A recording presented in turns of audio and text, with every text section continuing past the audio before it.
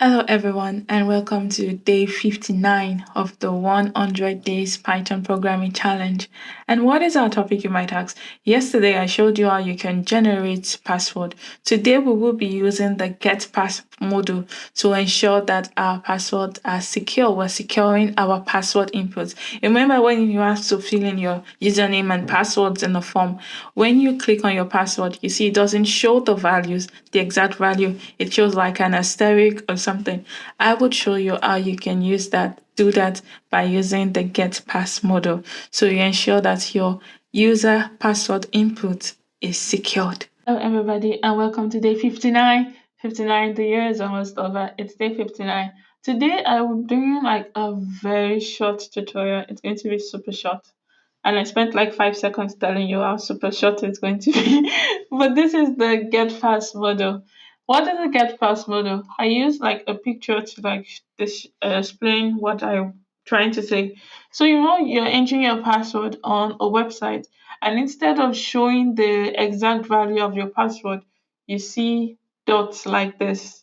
That is something similar to what the Getpass model is. So it's designed to securely collect your user password without echoing it back to the console. So when you're dealing with sensitive data like password and you don't want other users or processes to see the inputs, so we use Getpass model in Python to make it look like this. So I'll show you like two different examples of how you can do this in Python. And then if you're creating forms or if there's anything you want to get from your user but you want to keep it secured, you can try out the GetPass model. So the first thing that you have to do is to import GetPass. I've imported GetPass, and then I want to use the getpass.getpass. That is how you prompt user for their password. So this will not be using the input function. Where we want to collect the information, you use the input function.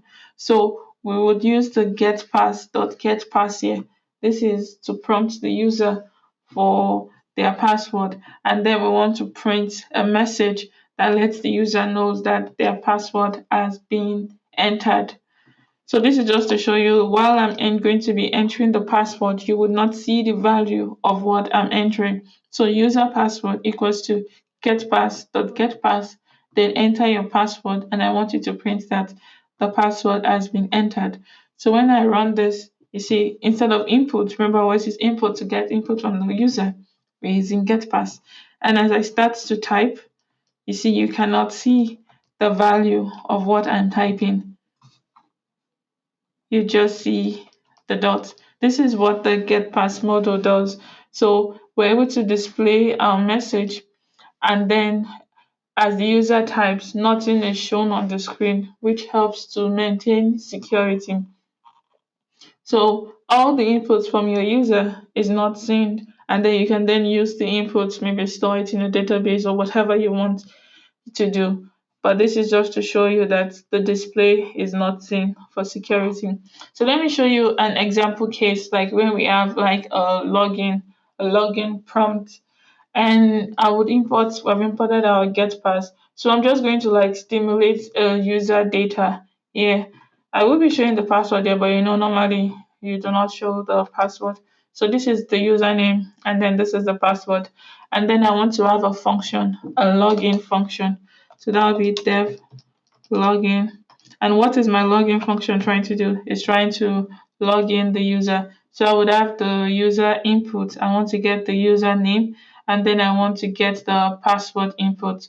So I'll have username is an input function, but then my password will not be an input function. It will be a getpass.getpass because I'm using the getpass model that we imported here. And then I would have an if condition that if the user input is equal to the username and if the pass input is equal to the password, then I want to print that the login is successful. So I would have my if statement here, and then I will print that login successful. But if it's not equal to that, then I would put like invalid login, and then I'll use that using my else statement. That else print. So this is my function. I'm getting the input and I'm getting the password and I'm comparing it to the username and password that I put there. Remember, again, it will not normally be done like this. It's just to show you the Getpass model.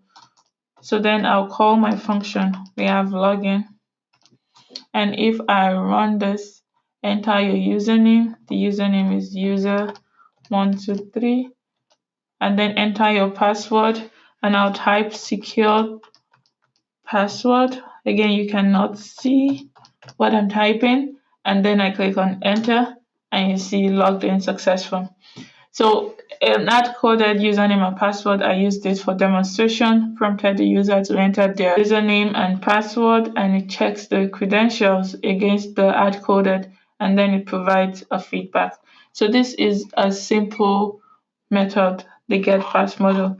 Let me know if you'll be trying it out. There are practice questions for you to try out, and I'll see you tomorrow. You see, I was right. It's a very short tutorial.